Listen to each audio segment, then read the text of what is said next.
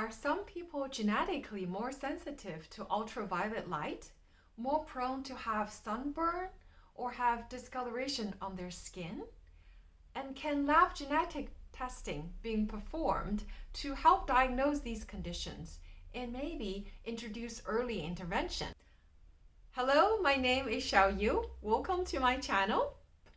And today we're going to talk about ultraviolet light and our genetics. We will go over number one, what are the processes our body use to repair the damage that's done on our DNA, say by ultraviolet light? And two, what happens if these processes cannot happen properly? What kind of genetic conditions are there? And number three, what are the different lab tests that can be done to diagnose these genetic conditions? And number four, what can we do to help support these patients? So number one, we know ultraviolet light damages our DNA. And to repair those damages, one important process our body uses is called nucleotide excision repair, or NER. We first have to find where these damages are, and the recognition can happen as a way it's called global-genomic. It means that the damage that's on anywhere of our DNA can be recognized. And the second mechanism of recognition is called transcription-coupled. So what this means is that this process only recognizes damages that's on the actively transcribed DNA. So if we imagine our DNA as the whole encyclopedia of, say, how our body works, our genes are like different chapters within those encyclopedia books. And when we say actively transcribed DNA, it's talking about those chapters in the book that are instructions that's actively being printed and being sent out through messengers to the rest of the cell to instruct how to make a protein, what to do or with this cell. So it makes sense that there is a specific mechanism that prioritizes the repair of these DNA regions. And for global genomics recognition, if this recognition cannot be done properly, it can lead to genetic conditions such as Xeroderma pigmentosum, and we'll talk about it in a minute. So if transcription-coupled recognition of damaged DNA cannot happen properly, it can lead to genetic conditions such as cockayne syndrome or UV-sensitive syndrome. So you can see our skin under the sun is like a battlefield. There are all these different processes busy at work, keep trying to repair those damages and maintain the integrity of our DNA. And if genetically any of these processes cannot happen properly, the individual won't be able to recover the DNA damage in a timely fashion and will quickly suffer from the harms of UV ray. So when it comes to these genetic conditions, on the extreme end, there is, we just talked about Xeroderma pigmentosa, or XP for short. XP patients can develop severe sunburn just within a few minutes of sun exposure. And not only that, their eyes can quickly become bloodshot. So because of these acute symptoms, XP patients are typically diagnosed in infancy or early childhood. XP patients tend to develop skin cancer in sun-exposed areas, and about 1/3 of these patients also have neurological manifestations that impact hearing, impact reflexes, and there can be impact the cognitive development of the individual as well. And on the milder end of these conditions, we have an example, say, UV-sensitive syndrome.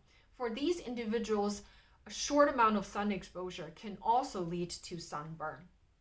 Case reports of UV-sensitive syndrome patients are usually children and teens.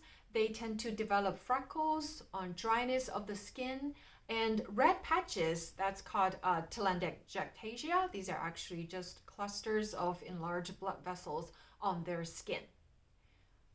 According to a review article published in 2021, there are only 18 cases reported worldwide from a few different families.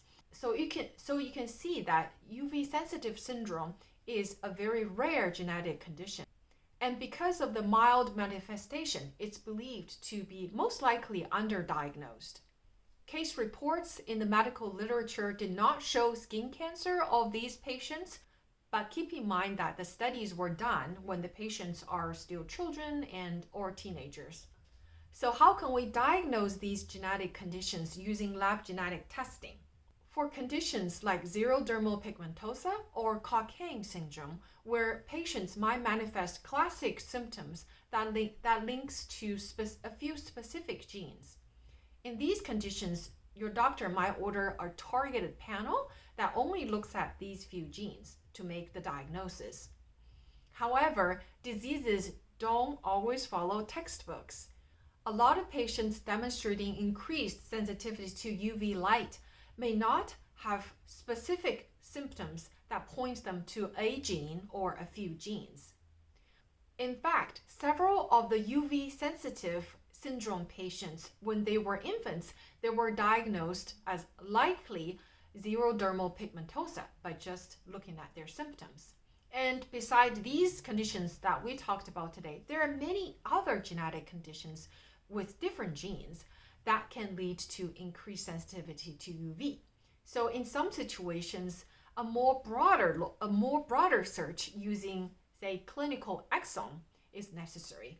These DNA sequencing testing look at all the coding exons, which is about 1% of your gene, or perhaps even running a whole genome sequencing. So targeted panel or whole exome, whole genome, all of these tests most likely will work well for the diagnosis of well-recognized conditions like XP and cockayne.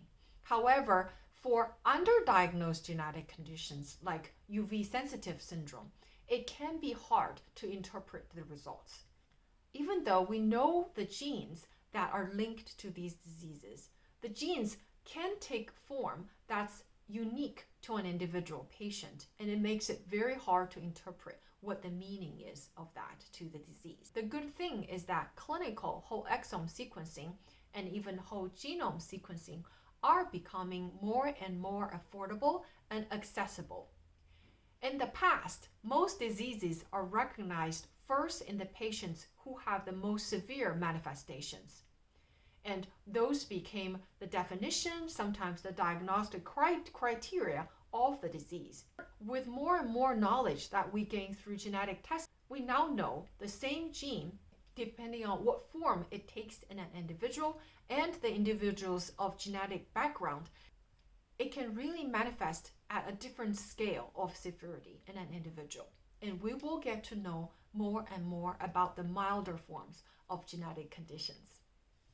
So for the last point, I would like to share my thoughts about how we can support patients with increased sensitivity to UV light. If patients with increased sensitivity to UV need to go out, they need to be covered head to toe with heavy-duty sun protective outfit. So at an individual level, the least we can do is please don't stare, and please refrain from commenting on their choice of outfit. And I would say this not only applies to genetic conditions with increased UV sensitivity, but all the other genetic conditions as well. At the society level, we need to raise awareness and be more creative when organizing events. I read about Camp Sundown on the Skin Cancer Foundation website. It was first posted a few years ago. I don't know if they are still operating, but I thought it was a great idea. Basically, this is the place where children with increased UV sensitivity can attend During the day, they entertain indoor, and at night, after the sun goes down, they can come out and play sports. Do you know of other camps and activities similar to this? If you do, please share in the comment below. So that's it for today. If you find it interesting, please like, share, and subscribe. Remember, the world is beautiful because we are different. And I love you to every single base pair.